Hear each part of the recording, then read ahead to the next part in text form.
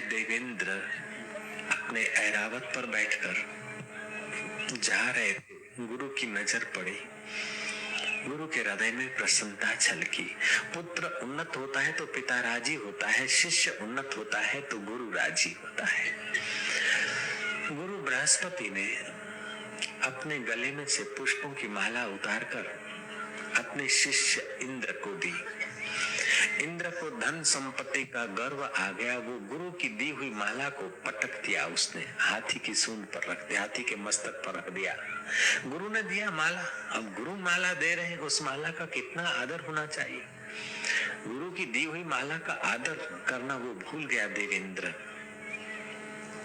हाथी के मस्तक पर रख दी। हाथी तो उन्मत्त जैसा सूंड पे लेकर चरणों तले दबा दिया माला को, हाथी के पैर तले आ गई। गुरु बृहस्पति ने जाना कि मैंने जो माला दिया उसका अनादर किया है, मानो ये मेरे प्रसाद का अनादर।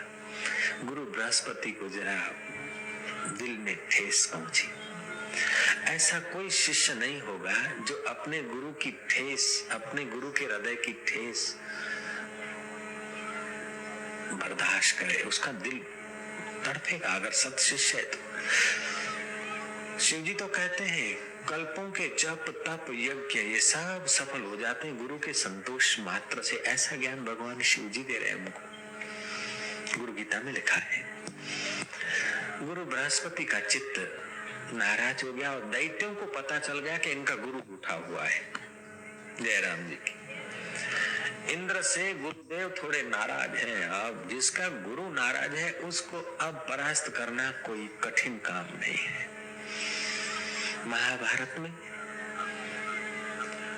दग्धरथा गंधर्व, विचित्र रथ गंधर्व, बाद में अर्जुन ने उसका रथ जला दिया तो दग्धरथा गंधर्व कहते हैं अर्जुन को कि उन्हीं राजाओं का राज चिर स्थायी रहता है जिन राजाओं के मार्गदर्शक कोई पवित्र संयमी साधु पुरुष ब्राह्मण लोग होते हैं, और वे लोग जल्दी नष्ट हो जाते हैं जो चमचों के चक्कर में पड़ते हैं। जय राम जी की। उनका राज्य जल्दी नष्ट हो जाता है, वे छिन्न भिन्न जल्दी हो जाते हैं जो खुशामद खोरों के चक्कर में आकर निर्णय लेते हैं, और उनका राज्य लंबा समय टिकता है जिनके राज्य में कोई विप्र की सलाह है, कोई ज्ञानी गुरु तपस्वी वशिष्ठ मुनि की सलाह।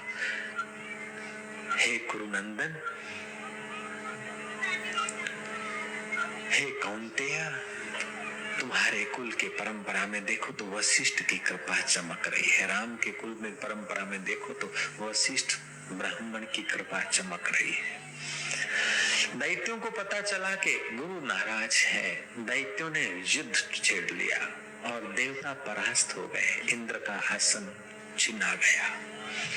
कथा में हम बच्चे थे तब सुनते थे कि अमुक योगी ने तप किया और इंद्र का आसन हिला, अमुक योगी की समाधि लगी और इंद्र का आसन हिला। एक इंद्र के आसन की बात आती है, दूसरा आता है यमराज का शासन। तो यमराज पापियों पर शासन करके उनको शुद्ध करने के मार्ग में, समझो वो जेलर हैं बड़े, तो यमराज की सवारी है पाडा। हकीकत में पाडा हिलना चाहिए, लेकिन पाडा हिला ऐसा कभी हमने नहीं सुना। जब हिला तब आसन हिला। इंद्र का आसन हिलता है, यमराज का पाडा हिला ऐसा कभी हमने नहीं सुना। क्योंकि वहां कुछ संपत्ति है नहीं। जब जब खतरा होता है तो धनवान को होता है, ऐश्वर्यवान को होता है, सत्तावान को होता है, लेकिन जिसके पास संयम है उसको खतरा किस बात का। शिव जी को कभी कोई खतरा नहीं होता है, शिव जी को कभी कोई प्रॉब्लम नहीं होता, क्योंकि शिव जी को कुछ नहीं चाहिए। शिव जी अपने आप में तृप्त है। शिवरात्रि वो पर्व है, संयम करके तुम अपने आप में तृप्त होने के रास्ते चल पड़ो, उसी का नाम है शिवरात्रि का पर्व। ये मिठाइयां खाने का, कपड़े पहनने का, घूमने फिरने का उत्सव नहीं है, ये तो तपस्या करने का आज संयम दिन है। आज साधना करने का दिन है, व्रत रखने का दिन है, मौन रखने का दिन है, संयम करने का दिन है, साधना करने का दिन है, सादगी से सरलता से जीने का दिन है, और सत्य स्वरूप शिव तत्व में आराम पाने का दिन शिवरात्रि का दिन है।